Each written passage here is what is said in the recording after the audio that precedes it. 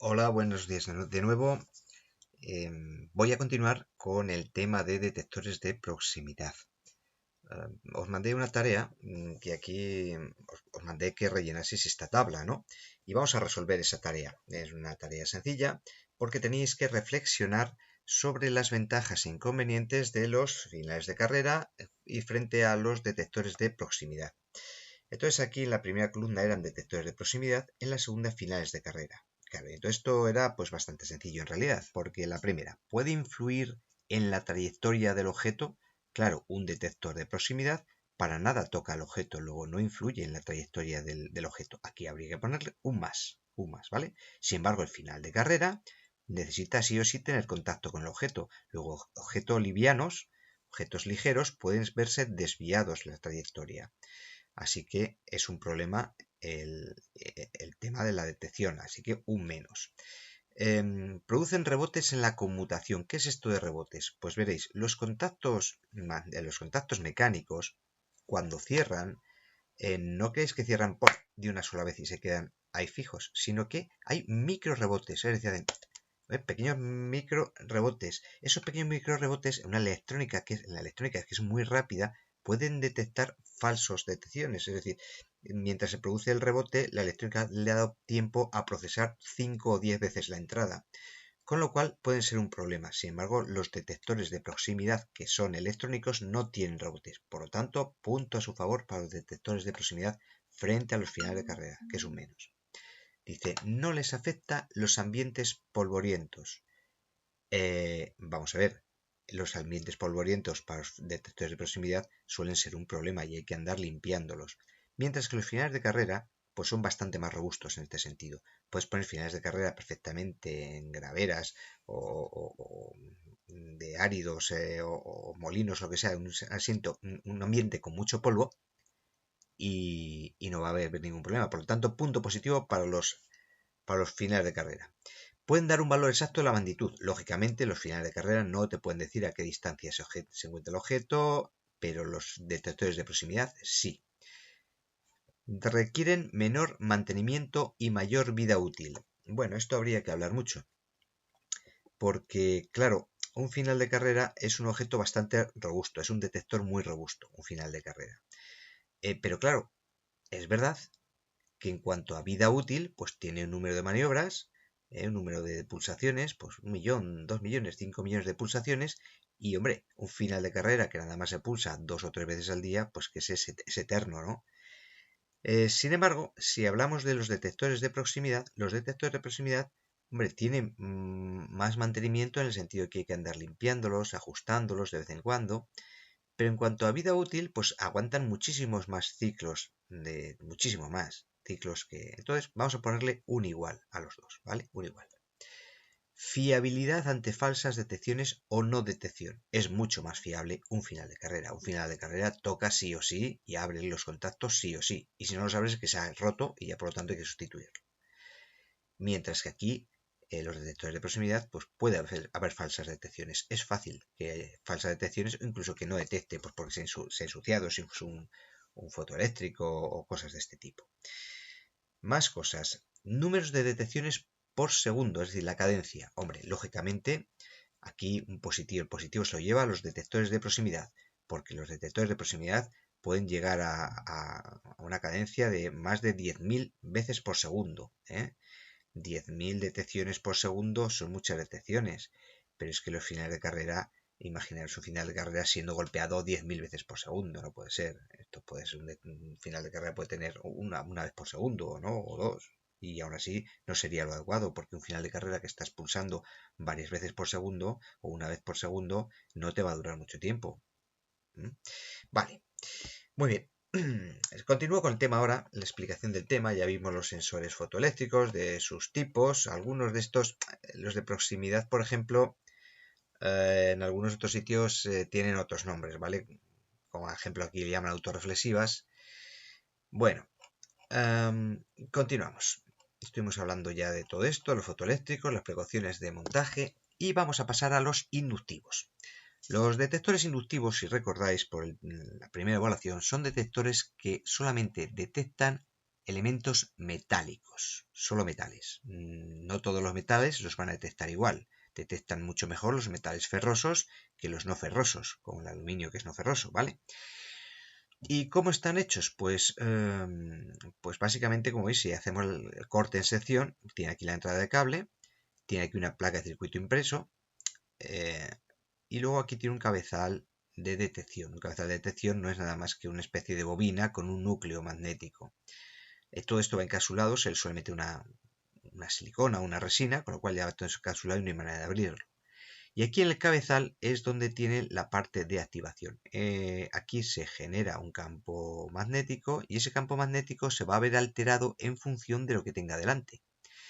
Si tiene un objeto metálico, se va a cerrar el campo magnético a través del objeto metálico. El circuito impreso, el circuito electrónico, lo va a detectar, ese cambio de variación en el campo magnético, y pues va a la salida, a conmutar la salida, ¿vale? Bueno, aquí tenemos el aspecto externo que pueden tener otros tipos de aspectos, pero este es típico. Claro, el aspecto externo así visto sin más, uno no puede saber si es un detector inductivo o si es un detector capacitivo, porque tienen aspectos similares, ¿vale?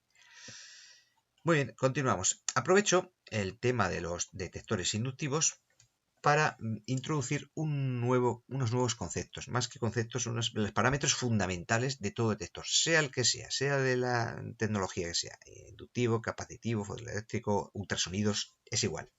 Todos ellos tienen las siguientes características básicas o propiedades. El primero, el alcance nominal, SN, siempre SN. En los catálogos, en las hojas comerciales, pone directamente SN y todo el mundo sabe que SN es alcance nominal. Bueno, o alcance asignado, es la distancia máxima que el fabricante nos dice que ese detector puede llegar a detectar. Pero claro, esa distancia máxima pues se puede ver alterada porque no se tienen en cuenta condiciones ambientales, los tipos de materiales que vas a detectar, etcétera. Un montón de cosas que normalmente reducen ese alcance nominal, nunca lo aumentan, siempre lo reducen normalmente, ¿vale? Luego entonces hay otro parámetro que es el alcance real. Y el alcance real, claro, no te lo dice el fabricante porque va a depender del entorno y de los materiales que va a detectar.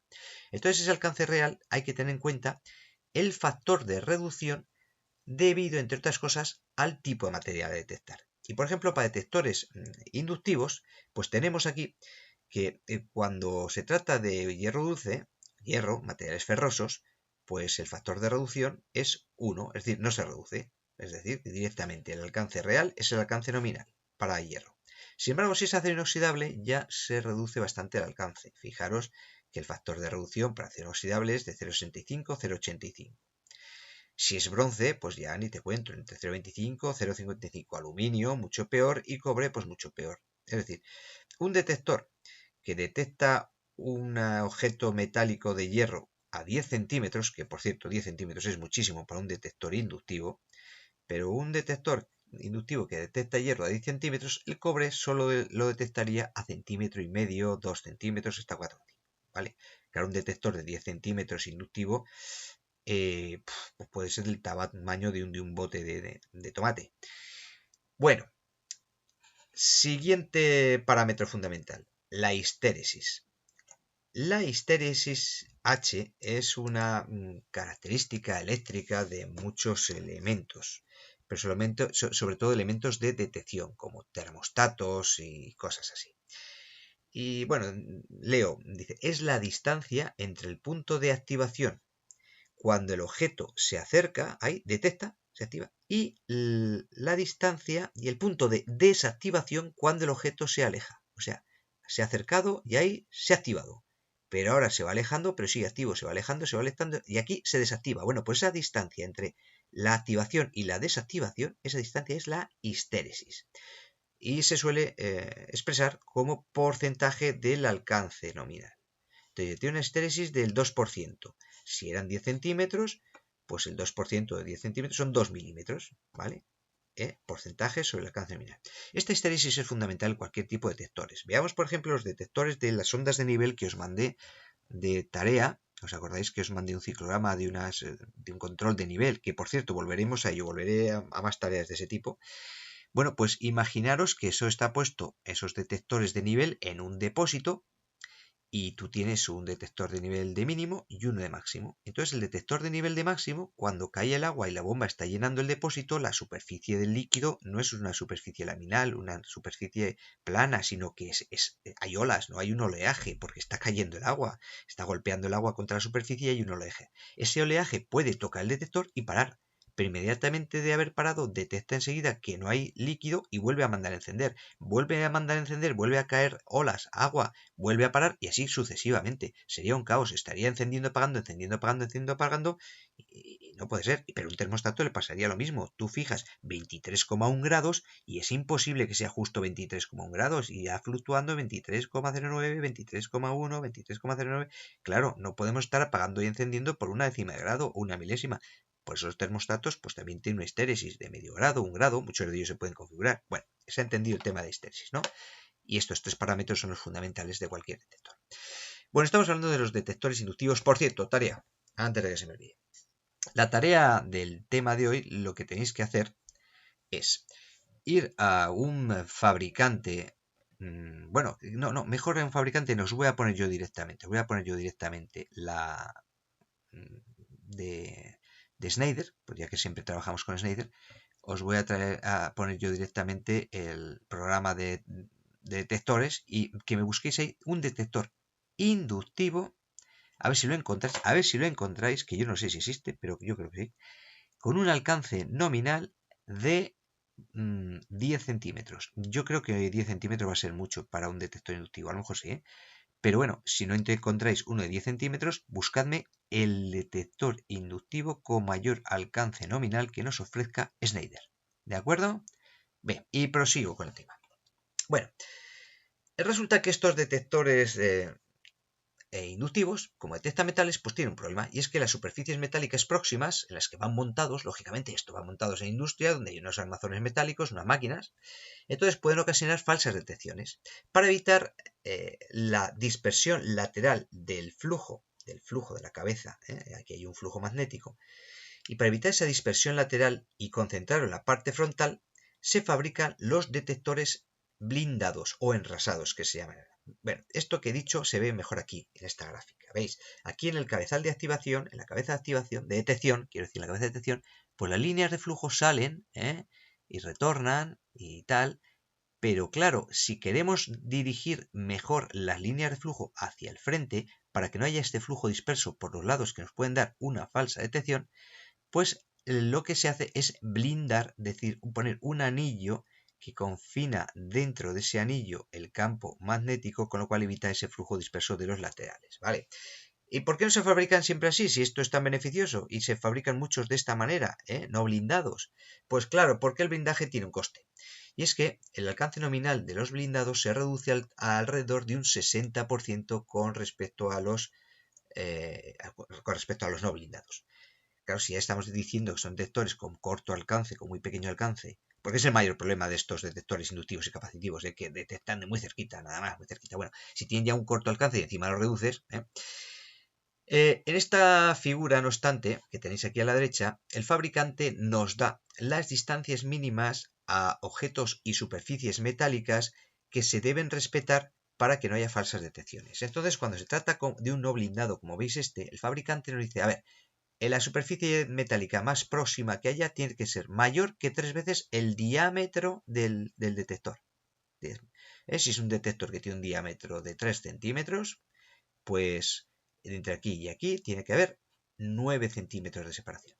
Y en cuanto al frente, por lo mismo, al frente lo que pasa es que esto no depende del frente de que está blindado o no está blindado, pero claro, para que no haga una falsa detección, tiene que haber una distancia mayor de 3 veces el alcance nominal. O sea, si este detector te dice que tiene un alcance nominal de 30 milímetros, pues para asegurarte de que no va a disparar, la distancia mínima que tiene que haber del objeto metálico de enfrente tiene que ser pues 90 milímetros, ¿vale? Y bueno, aquí están los parámetros, también la altura del cabezal, tal. Bien. Bueno, yo creo que sobre esto ya hemos hablado, sobre detectores blindados no blindados y todo el tema este. Vamos a hablar de los detectores capacitivos. Los detectores capacitivos, que tienen un aspecto exterior, pues muy parecido a los inductivos, los hay también de más formatos, porque dependiendo de dónde va a ir montado, pues se adapta un poco el detector a la característica de su ubicación. pero externamente pues no se va a diferenciar, como decía antes, un inductivo y un capacitivo. Entonces un capacitivo detecta cualquier tipo de material, cualquiera. Bueno, cualquiera no. Hay un material que nunca detectan, que es el aire, porque si detectasen el aire tendríamos un problema, no serviría, claro. Pero decía que detectan cualquier material, pero no todos los materiales lo detectan igual. Bueno, leo primero. Basan su funcionamiento en la variación de la capacitancia eléctrica de un condensador ante la aproximación de un material con una determinada constante dieléctrica. Es decir, en la cabeza, es igual que los inductivos que hemos visto antes, pero en la cabeza, en vez de tener una bobina, pues lo que tiene son unas placas de un condensador. Entonces, la placa de ese condensador que se forma junto con el objeto, que se aproxima, hará que ese circuito electrónico que tiene midiendo constantemente la capacitancia de la cabeza vibre, se ponga en vibración cuando detecta un objeto, ¿vale? Más o menos así como funciona esto. Pero claro, como decía antes, no va a detectar todos los materiales iguales, porque va a depender del tipo de material y también de la masa que tenga ese material. Materiales muy pequeñitos va a tener problemas para detectarlo con muy poca masa, quiero decir. Materiales más grandes, pues va a ser más fácil. De hecho, por ejemplo, por ponerse un ejemplo, ahora os digo, no os digo más, pero los plásticos, si nosotros cuando en el taller, si estuviésemos en el taller, los montaríamos y trabajaríamos con ellos. No estamos en el taller, mal asunto. Pero cuando en el taller los montamos y acercamos un objeto plástico, que es lo más habitual que solemos tener a mano, si el objeto es muy liviano o muy ligero, no lo detecta. Necesitamos un bloque de plástico un poco grande para que lo detecte. Bueno, entonces, como decía, aquí tenemos este color verde es característico de una marca de detectores muy famosa que es Peppers Fuchs, me parece que es Peppers Fuchs. Esta creo que es alemana o algo de esto. Y suele tener esta verde característico, todos sus detectores. Es ¿cómo se llama? El juego de colores de la empresa, del corporativo, eso es, el color corporativo. Bueno, entonces, como veis aquí hay distintos tipos de materiales y este es el factor de reducción que hablábamos antes, factor de reducción. Entonces, el agua es lo que mejor detecta, siempre. En los líquidos, pero sobre todo el agua es lo que mejor detectan. Entonces, el agua, el alcance nominal que te dice el fabricante, se ve reducido en nada, porque hay que multiplicar por 1, luego el alcance nominal con el agua da justo el alcance nominal. Con alcohol ya se reduce como veis a un 0,70 y tantos. Entonces, pues lo dicho, un detector que de 10 centímetros de alcance nominal para alcohol pues se quedará en 8 centímetros. Pero el vidrio todavía más, el vidrio pues para 5 centímetros, la cerámica, el PVC, el hielo, el aceite, en fin, hay un montón, por supuesto, de materiales más y suelen emitir estos fabricantes tablas muy largas, con un montón de materiales que ellos ya han experimentado. Y por supuesto el aire estaría aquí, el aire cero, ¿vale? Pues en este caso el blindaje también existe y los detectores capacitivos blindados, pues ocurre lo mismo, se construyen con una banda de metal rodeando la cabeza, ¿no? Esta vez el blindaje siempre es beneficioso porque ayuda a redirigir el campo electrostático hacia el frente y entonces lo que se hace es mejorar la detección. Por lo tanto, los detectores capacitivos, en realidad siempre van blindados. Lo que pasa es que no se suele ver el blindaje porque como se encapsulan, digamos, pero estos en realidad van blindados. Ves que aquí este va blindado, pero estos internamente también van blindados. Bueno, usos que se le da. Claro, como esto detecta todo tipo de materiales, pues en realidad tiene muchísimos usos. Os voy a poner un vídeo que tenéis que visualizar, os he dejado ahí un vídeo colgado sobre algunos usos de los detectores capacitivos. Creo que os voy a dejar colgados 2 o 3 vídeos muy cortitos, de 1 o 2 minutos, para que veáis usos distintos que tienen. Entonces, por ejemplo, ¿qué se puede detectar? Pues mirad, aquí tenemos una sierra de disco. Y entonces para detectar la velocidad a la que gira la sierra de disco se pone un capacitivo aquí. Cuando pasa también podría ser en este caso un inductivo, cuando pasa el diente detecta, cuando no hay diente no detecta. Y claro, fijaros a qué velocidad gira una sierra de disco. Y este es capaz de detectar. Pues si eso va a 1000 revoluciones por minuto y están pasando 20.000 dientes por minuto, pues te lo detecta 20.000 dientes por minuto. Sin embargo, un final de carrera sería imposible, ¿verdad? Muy bien, también te podría detectar la madera, con lo cual el detector de proximidad detecta si hay tablón o no hay tablón. Otra cosa para la que se usa mucho es para detección de niveles. Pero de niveles de líquido es más fácil. Pero ¿y de niveles de grano? Pues el grano lo detectamos de grano o de tierra o de granulados, vamos, de granulados. Pues entonces con los detectores capacitivos podemos detectar un mínimo y un máximo, ¿vale? También podríamos usarlo para cosas como esta, ¿eh? Si hay o no hay producto en una cadena de empaquetado. O aquí, por ejemplo, se está usando para... Hay un tubo, ¿no? Y por vasos comunicantes, pues en este tubo pues está al mismo nivel de líquido que hay en este tubo que lo que hay aquí en este depósito, con lo cual poniendo este tipo de detector ya adecuado para este tipo de uso, pues detectamos un máximo y un mínimo. En fin, hay cientos, miles de usos muy ingeniosos porque se pueden hacer de los detectores capacitivos, ¿vale? Son baratos los detectores capacitivos, tienen una ventaja, son baratos, tanto los inductivos como los capacitivos son detectores muy baratos y es una gran ventaja también. Y además fiables y con muy larga vida útil, muy larga vida útil. Bueno, hasta aquí. Ultrasonidos lo dejamos para otro día, ¿vale? Y como digo, la tarea ya le he explicado antes la que tenéis que hacer y es ir a buscar a las tablas las tablas, al catálogo que os voy a dejar, irme a buscar un detector, hemos dicho que inductivo, capacitivo, me parece que inductivo hemos dicho, ¿verdad? Inductivo. Bueno, buscad, es más, mira, modifico la tarea, uno inductivo y otro capacitivo, de 10 centímetros. Si no lo hay de 10 centímetros, que seguramente no lo habrá, me buscáis a ver cuál es el máximo alcance que podéis encontrar en inductivos y en capacitivos. Venga, pues eso es todo, chavales. Hasta el lunes.